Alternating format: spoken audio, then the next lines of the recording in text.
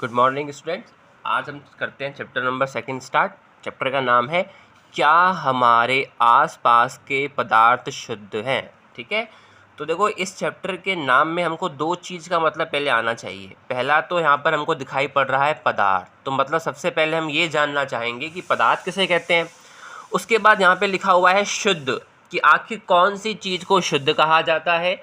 और इसी चैप्टर में अपन पढ़ने वाले हैं अशुद्ध, कि कौन सी चीज़ों को अपन को अशुद्ध कहना चाहिए। तो सबसे पहले अपन स्टार्ट करते हैं किससे, पदार्थ से। फिर देखते हैं कि यह चैप्टर कहना क्या चाह रहा है। तो पदार्थ को तो आपने चैप्टर नंबर 1 में भी पढ़ रखा है। पदार्थ किसे कहते हैं? वे सारी वस्तुएं जिनके पास द्रव्यमान होता है। ध्यान रखना, उस वस्तु को आप क्या कहोगे? पदार्थ कहोगे जिस वस्तु के पास क्या होगा? द्रव्यमान होगा। द्रव्यमान को अपन विज्ञान में स्मॉल m से दर्शाते हैं, क्योंकि इसको इंग्लिश में मास कहते हैं, है ना, MASS, तो स्मॉल m से दर्शाते हैं। द्रव्यमान का मतलब क्या है कि अगर मान लो ये मेरे पास पेन है, तो क्या इस पेन का कुछ ना कुछ तो द्रव्यमान होगा, कुछ ना कुछ तो वेट होगा, 10 ग्राम 20 ग्राम। तो जो ये 20 ग्राम 10 ग्राम की बात की जा रही है वो इस पेन का द्रव्यमान है। तो पदार्थ बनने के लिए उस वस्तु के पास पहला द्रव्यमान तो होना चाहिए। दूसरा होना चाहिए कि जो वो हमारी वस्तु होनी चाहिए वो स्थान घेरनी चाहिए। अगर मैं इसको कहीं पर रखूं तो वो क्या करनी चाहिए? स्थान घेरनी चाहिए। अब जो ये पेन है, देखो इसके बाद द्रव्यमान भी है, क्योंकि इसका जो वेट होगा वो 10 ग्राम 20 ग्राम होगा। और देखो ये इस कागज़ के ऊपर स्थान भी घेर रही है, तो ये दोनों शर्तों की पालना कर रही है। तो हमको कहना पड़ेगा कि जो ये पेन है वो किसका उदाहरण है? पदार्थ का उदाहरण है। अब हमारे आसपास है ना बहुत सारे पदार्थ होते हैं। आप खुद सोच के देखो, क्या पानी को आप पदार्थ नहीं कह सकते? कह सकते हैं, क्योंकि पानी का क्या होता है? द्रव्यमान भी होता है। अगर हमने एक बोतल के अंदर पानी को रखा हुआ है, उसको हम तराजू पे रखें तो द्रव्यमान तो आएगा ना, तो इसके पास द्रव्यमान भी है। और अगर पानी को हम बोतल के अंदर रख रहे हैं तो वो बोतल में स्थान भी घेर रहा है, तो पानी को भी हमको क्या कहना पड़ेगा? पदार्थ कहना पड़ेगा। हमारे आसपास चेयर है, जिस मोबाइल में तुम वीडियो देख रहे हो वो मोबाइल, पेन, कॉपी, पेंसिल, ये सारे के सारे क्या कहलाते हैं? पदार्थ कहलाते हैं। तो पहला क्वेश्चन यही है कि पदार्थ किसे कहते हैं। परिभाषा पढ़ लेना, समझ में आ जाएगा। इसके एग्जाम्पल जैसे कुर्सी हो जाएगा, नमक हो जाएगा, पानी हो जाएगा। एक यहाँ पे मैं इसका एग्जाम्पल लिख रहा हूँ, सोडियम। अब ये सोडियम क्या होता है? सोडियम हम सब जानते हैं एक तत्व है, और इसका परमाणु क्रमांक भी हम जानते हैं, Na से तो दर्शाते हैं, और इसका परमाणु क्रमांक होता है 11। सब जानते हो, परमाणु क्रमांक को नीचे लिखा जाता है। अब इसको भाई पदार्थ क्यों कह रहे हैं? क्योंकि जो सोडियम होता है ना, ये ठोस रूप में मिलता है। किस रूप में मिलता है? ठोस रूप में। और बिल्कुल दाने दाने जैसा होता है। जब दाने दाने जैसा होता होगा तो कुछ तो द्रव्यमान होता होगा। तो एक शर्त की पालना तो हो गई कि द्रव्यमान होता है, और जब ये छोटे छोटे दानों के रूप में तो कुछ स्थान भी घेरता होगा, तो दूसरी शर्त की पालना भी हो गई। अतः कहना पड़ेगा कि जो सोडियम होता है ये भी क्या होता है? ये एक पदार्थ होता है। तो ये हमने सारी बातें सीख ली कि पदार्थ किसे कहते हैं। अब हमको सीखना है कि आखिर जो पदार्थ है ना, उसको किसको तो शुद्ध कहा जाए और कौन से पदार्थ को क्या कहा जाए? अशुद्ध कहा जाए। इस चीज़ को बहुत ज़्यादा क्लियर से समझने के लिए आपको पहले 4 परिभाषाएं सीखनी पड़ेंगी। वो 4 परिभाषाएं जब आ जाएंगी तो हम शुद्ध और अशुद्ध को विद एग्जाम्पल अच्छे से समझ सकते हैं। तो देखते हैं वो 4 परिभाषाएं। सबसे पहला है परमाणु। इसको हम सब जानते हैं, इसको हम क्लास 6 से पढ़ के आ रहे हैं कि किसी भी पदार्थ तो समझ गए, जैसे मान लो ये पेन है, तो किसी भी पदार्थ की जो सबसे छोटी इकाई होती है ना, उसको क्या कहा जाता है? परमाणु कहा जाता है। अब जो ये हमारा पेन है, ये बहुत सारे छोटे छोटे कणों से मिलकर बना होगा। इस पेन को अगर मैं बीच में से काट दूं तो 2 भाग बन जाएंगे। फिर मैं इस पेन को काटता जाऊं तो क्या बहुत सारे भाग नहीं बनते जाएंगे? बनते जाएंगे। फिर आप कहोगे सर ये पेन तो लगातार विभाजित होता जाएगा। एक स्थिति ऐसी आएगी जब आप इतना छोटा पेन को कर दोगे कि इसका एक बिल्कुल सूक्ष्म कण आ जाएगा, और जिसको आप और आगे विभाजित कर ही नहीं पाओगे, तोड़ ही नहीं पाओगे। तो किसी भी पदार्थ का वह कण जिसको हम और आगे क्या नहीं कर सकते हैं? विभाजित नहीं कर पाते हैं, उसे ही क्या कहा जाता है? परमाणु कहा जाता है। इसको डिटेल में नहीं पढ़ा रहे, ये हम सब जानते हैं कि परमाणु किसे कहते हैं। ठीक है, अब सेकंड नंबर पे पढ़ना है कि अणु किसे कहते हैं। तो देखो अणु किसे कहते हैं, आपने पढ़ा भी होगा कि परमाणुओं के समूह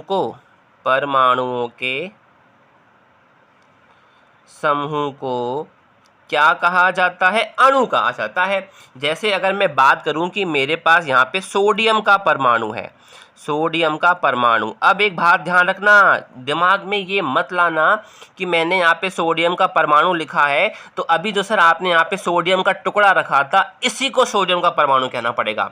सोच के देखो, क्या इस टुकड़े को हमको सोडियम का परमाणु कहना चाहिए? नहीं कहना चाहिए, क्योंकि परमाणु तो वो होता है ना जिसको और आगे तोड़ ही नहीं सकते। तो ये सोडियम का टुकड़ा दिख रहा है, इसको अपन और आगे अभी तोड़ सकते हैं, तो इसके अंदर जो एक कण होगा जिसको आप और आगे नहीं तोड़ पाओ उसे आप क्या कहेंगे? सोडियम का परमाणु कहेंगे। तो मैंने ले लिया सोडियम का परमाणु। अब जो सोडियम हमारा बना हुआ है ये एक परमाणु से मिलकर थोड़ा बना है, इसके अंदर तो ऐसे बहुत सारे छोटे छोटे क्या होंगे? कण होंगे। तो हमने मान लिया इसके अंदर से मैंने एक कण निकाला, तो क्या बोलोगे? सर ये एक सोडियम का परमाणु है। मैंने एक और कण निकाला, क्या कहोगे? ये दूसरा सोडियम का परमाणु है। मैंने एक और सोडियम का कण निकाला, क्या कहोगे? ये तीसरा सोडियम का परमाणु है। अब मैं बोल रहा हूँ कि इन तीनों परमाणुओं का समूह बना दो, तो आपने क्या बोला कि सर ये परमाणुओं का एक समूह बन गया, और परमाणुओं के समूह को ही क्या कहा जाता है? अणु कहा जाता है। तो अब अगर आपको कहना पड़ेगा कि जो यहाँ पे ये 3 सोडियम के परमाणु हैं इनका बन गया समूह, अब इन तीनों को आप मिला के एक नया नाम दे सकते हो, क्या? सोडियम का अणु। अणु तो कह रहे हैं क्योंकि ग्रुप है, लेकिन ग्रुप बनाया किसका? सोडियम का, तो इसका नाम क्या पड़ जाएगा? सोडियम का अणु। तो समझ में आ चुका होगा कि परमाणुओं के समूह को क्या कहा जाता है? अणु कहा जाता है। जरूरी नहीं है कि उसमें 3 ही हम परमाणु ले, 4 ले सकते हैं, 5 ले सकते हैं, 10 ले सकते हैं, 2 ले सकते हैं। तो कहने का मतलब है कि परमाणुओं के समूह को ही क्या कहा जाता है? अणु। तो यहाँ पे 3 सोडियम के परमाणु कहलाएंगे सोडियम का अणु। तो अब हमने परमाणु भी पढ़ लिया, अणु भी पढ़ लिया। अब हमको नेक्स्ट 2 चीज़ें पढ़नी है, और वो सबसे ज़्यादा मोस्ट है, जिसमें से एक होगा तत्व और एक होगा यौगिक। अब पढ़ते हैं तत्व क्या होता है। तो सुनना, तत्व एक ही प्रकार के परमाणुओं से मिलकर बने होते हैं। हाँ, मतलब तत्व के अंदर भी क्या होंगे? परमाणु ही होंगे। कितने होंगे? बहुत सारे होंगे। और तीसरी बात जो बहुत इंपॉर्टेंट है, वो सारे एक ही प्रकार के होंगे। कैसे होंगे? एक ही प्रकार के। जैसे यहाँ पे मैंने लिखा मैग्नीशियम का तत्व, मैग्नीशियम का परमाणु नहीं लिखा, मैंने लिखा मैग्नीशियम का तत्व। तो तुम सोचोगे कि तत्व आया मतलब यहाँ पे क्या होने वाले हैं? बहुत सारे परमाणु होने वाले हैं। किसके? मैग्नीशियम का तत्व बोल रहे हो तो बहुत सारे परमाणु भी किसके होंगे? मैग्नीशियम के ही होंगे, और सारे के सारे मैग्नीशियम के ही होंगे, तभी तो परिभाषा फॉलो होगी ना कि एक ही प्रकार के। तो मैग्नीशियम के तत्व का मतलब है कि मैग्नीशियम का तत्व बहुत सारे किनसे मिलकर बना है? मैग्नीशियम के ही परमाणुओं से मिलकर बना है। अगर मैं बोलूं कि मेरे पास यहाँ पे सोडियम का तत्व है, मैंने सोडियम के पीछे परमाणु नहीं लिखा, तत्व लिखा, इसका मतलब है कि सोडियम का तत्व किनसे मिलकर बनेगा? सोडियम के ही बहुत सारे परमाणुओं से मिलकर बनेगा। तो हमने क्या सीखा कि एक ही प्रकार के परमाणुओं से मिलकर कौन बने हुए होते हैं? तत्व बने हुए होते हैं।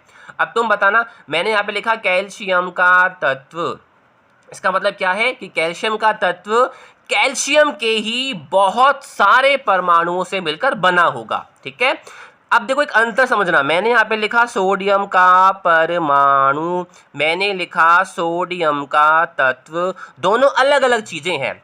दोनों को लिखने के लिए संकेत तो सेम आ रहा है, लेकिन देखो पीछे फर्क क्या है? सोडियम का परमाणु बोल दिया गया, सोडियम का तत्व बोल दिया गया। सोडियम का परमाणु आए तो केवल ये एक सोडियम का परमाणु ही है, लेकिन सोडियम का तत्व आए तो ये जो सोडियम का तत्व बना है वो बहुत सारे सोडियम के ही किन से मिलकर बना है? परमाणुओं से मिलकर बना है। तो उम्मीद करते हैं कि आपको तत्व भी आसानी से समझ में आ गया होगा। अब पढ़ते हैं लास्ट की यौगिक क्या होता है। अब देखो, यौगिक होता है तत्वों के समूह को, अणुओं के समूह को नहीं, परमाणुओं के समूह को नहीं। अब समूह किसका लेना है? तत्वों का समूह लेना है।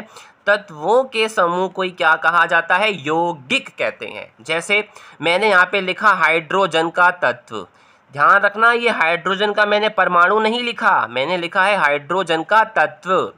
मैंने लिखा एक और हाइड्रोजन का तत्व प्लस एक ऑक्सीजन का तत्व, तो देखो क्या बन जाएगा, तुम खुद हिसाब लगाओ, H2O, और इसको कहना पड़ेगा जल। तो यहाँ पर हमने एक यौगिक बनाया है जिसका नाम है जल, जो दो तो हाइड्रोजन के तत्व और एक ऑक्सीजन के तत्व से मिलकर बना है। इसको ये मत पढ़ लेना कि दो हाइड्रोजन के परमाणु और एक ऑक्सीजन का परमाणु, नहीं। यहाँ पे अपन जब इसको यौगिक कह रहे हैं तो दिमाग में आना चाहिए यौगिक तो तत्वों का समूह होता है। मतलब जल को जब यौगिक कह रहे हो तो ये H और O यहाँ पे अब परमाणु नहीं रहे हैं, क्या रहे हैं, तत्व बन गए हैं।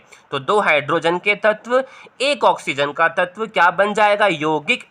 कई बार ऐसे भी बोला जाएगा आपको कि आपके पास जल का यौगिक नहीं, आपके पास जल का अणु है। तो अब तुम क्या सोचोगे, क्या अब तुम यहाँ पे H और O को तत्व कहोगे क्या, नहीं। क्यों, क्योंकि H2O के पीछे लग गया अणु, और अणु तो किनसे मिलकर बनते हैं, परमाणुओं से मिलकर बनते हैं। अब तुमको यहाँ पर कहना ही पड़ेगा कि दो तो हाइड्रोजन के परमाणु और एक ऑक्सीजन का परमाणु। अब यहाँ पे परमाणु वर्ड्स क्यों बोले, क्योंकि जल का मैंने अणु कहा था, और अणु तो किनसे मिलकर बने होते हैं, परमाणुओं से। लेकिन यहाँ पे मैंने जल का यौगिक कहा है, और यौगिक तो किनसे मिलकर बनते हैं, तत्वों से। तो यहाँ पे कहना पड़ेगा कि ये दो परमाणु नहीं हाइड्रोजन के तत्व हैं और ये एक ऑक्सीजन का तत्व है। तो उम्मीद है समझ में आ गया होगा। अणु तो होता है परमाणुओं का समूह, तत्व के अंदर एक ही प्रकार के परमाणु होंगे, और यौगिक क्या होता है, तत्वों का समूह होता है। ठीक है, अब अपन पढ़ते हैं शुद्ध पदार्थ किसे कहेंगे और अशुद्ध पदार्थ किसे कहेंगे। अब पढ़ते हैं शुद्ध पदार्थ और अशुद्ध पदार्थ। अब है ना, विज्ञान में ना शुद्ध और अशुद्ध अलग होता है। हम जनरली भाषा में शुद्ध किसको कहते हैं, जिसमें मिलावट नहीं होती, और अशुद्ध किसको कहते हैं, जिसमें मिलावट होती है। तो यहाँ पर विज्ञान की भाषा में ये नहीं होता शुद्ध और अशुद्ध। तो विज्ञान की भाषा में कौन से पदार्थ को शुद्ध कहें और कौन से पदार्थ को अशुद्ध कहें, देखते हैं। मान लो मेरे पास एक पदार्थ है, मेरे पास क्या है, पदार्थ है। अब जब ये पदार्थ है तो ये किनसे मिलकर बना होगा, कणों से मिलकर बना होगा। अगर कोई पदार्थ एक ही प्रकार के कणों से मिलकर बना हो, अगर कोई पदार्थ एक ही प्रकार के कणों से मिलकर बना हो तो उसे कहते हैं शुद्ध पदार्थ। कैसे, जैसे मैंने बोला कि सोडियम का तत्व, हमको चेक करना है कि जो ये सोडियम का तत्व जो पदार्थ है वो शुद्ध है कि नहीं है। तो तुमने बोला कि शुद्ध पदार्थ तो तब बोलते हैं जब वो एक ही प्रकार के कणों से मिलकर बना होता है। चेक करते हैं क्या सोडियम का तत्व एक ही प्रकार के कणों से मिलकर बना है। तुम क्या कहोगे, तत्व। और तत्व का मतलब होता था कि जो तत्व एक ही प्रकार के परमाणुओं के समूह को कहते हैं। तो सोडियम का तत्व तब बना होगा जब हमारे पास सारे के सारे किसके परमाणु होंगे, सोडियम के ही परमाणु होंगे। तो बताओ क्या सोडियम के तत्व में सोडियम के परमाणु नहीं आ रहे। जब सोडियम के ही परमाणु आ रहे हैं तो क्या एक ही प्रकार के तत्व नहीं बन गए, और एक ही प्रकार के तत्वों को तो क्या कहते हैं, शुद्ध पदार्थ। तो हमको कहना पड़ेगा कि जो सोडियम का तत्व है वो किसका उदाहरण है, एक शुद्ध पदार्थ का क्या है, उदाहरण है। और बात करते हैं, अगर मैं आपसे बात करूं कि मेरे पास एक पात्र में जल है, क्या है, जल। क्या इस जल को हमको शुद्ध पदार्थ कहना चाहिए, बिल्कुल कहना चाहिए। क्यों कहना चाहिए, क्योंकि देखो जल है, जल की इस बूंद को आप क्या कहोगे, H2O कहोगे। जल की इस बूंद को भी क्या कहोगे, H2O कहोगे। जल की इस बूंद को भी क्या कहोगे, H2O कहोगे। तो सारी की सारी बूंदों को तुम क्या कह रहे हो, अरे यहाँ भी H2O, यहाँ भी H2O, यहाँ भी H2O, यहाँ भी H2O। तो क्या सारे के सारे H2O ही नहीं है, तो सारे के सारे एक जैसे ही नहीं हो गए। अब इतना डीप में मत जाना कि ये H2 है, O है, ये तो अलग अलग है सर, नहीं, इतना डीप में नहीं जाना। यहाँ पे अपन क्या बात करेंगे, अपन को यहाँ पे अणु को कंसीडर करना है कि ये भी H2O, ये भी H2O, ये भी H2O। तो सारे के सारे H2O हो गए, सेम ही तो हो गया, तो एक ही प्रकार के कण माने जाएंगे। और इस जल को भी क्या कहना पड़ेगा, हमको शुद्ध पदार्थ कहना पड़ेगा। तो हमने क्या सीखा कि जो तत्व होते हैं तत्वों को क्या कहना चाहिए, शुद्ध पदार्थ। ऐसे यहाँ पे जो बार बार तुम H2O H2O H2O कह रहे हो, ये क्या है, ये यौगिक तो हैं। तो यौगिक भी किसके अंदर काउंट होते हैं, शुद्ध पदार्थ के अंदर काउंट होते हैं। तो NOTE नोट लगाना, जितने भी तत्व होते हैं और जितने भी यौगिक होते हैं ये सारे के सारे किसके अंदर काउंट होते हैं, शुद्ध पदार्थ के अंदर काउंट होते हैं। अब अशुद्ध पदार्थ किसे कहेंगे, सिंपल सी बात है, वे सभी पदार्थ जो अलग अलग कणों से मिलकर बने होते हैं। किन से मिलकर बने होते हैं, अलग अलग कणों से। अब मेरे पास एक पात्र में मैंने ले लिया जल, इसमें मैंने डाल दिया नमक। तो क्या अब ये पानी नमक वाला नहीं बन गया, क्या आप इसको शुद्ध कहोगे? नहीं, क्योंकि ये अलग अलग प्रकार के कणों से मिलकर बना है। ये पूरा नमकीन वाला पानी एक तो H2O के कणों से मिलकर भी बना है और नमक मतलब NaCl के कणों से मिलकर भी बना है। तो अब तो इसके अंदर अलग अलग प्रकार के कण आ रहे हैं ना, तो अब आप इस नमक वाले पानी को क्या कहोगे? अशुद्ध पदार्थ कहोगे। हम हमारी मिट्टी की बात करते हैं। मिट्टी का सूत्र होता है SiO2। तो तुम तो कहोगे कि पूरी मिट्टी के अंदर SiO2, इसके अंदर थोड़ा और आगे जाओगे तो ये कण भी SiO2, ये कण भी SiO2, तो ये सारे तो सेम कण आ रहे हैं, तो फिर तो शुद्ध कह दो। लेकिन नहीं, मिट्टी के अंदर बहुत सारे कण होते हैं। मिट्टी के अंदर सोडियम तत्व भी पाए जाते हैं, मिट्टी के अंदर मैग्नीशियम तत्व भी पाए जाते हैं, मिट्टी के अंदर Fe भी पाया जाता है। तो देखो अलग अलग नहीं हो गए, SiO2 अलग हो गया, Na अलग हो गया, Mg अलग हो गया, Fe अलग हो गया, तो अलग अलग प्रकार के कण हो गए। तो इसलिए मिट्टी को भी क्या कहना पड़ेगा? अशुद्ध पदार्थ कहना पड़ेगा। तो आज हमने सीखा शुद्ध पदार्थ और आज हमने सीखा अशुद्ध पदार्थ। तुम्हारे पास नोट्स है, उसमें से पढ़ना, बाकी नेक्स्ट अपन पढ़ेंगे नेक्स्ट वीडियो में।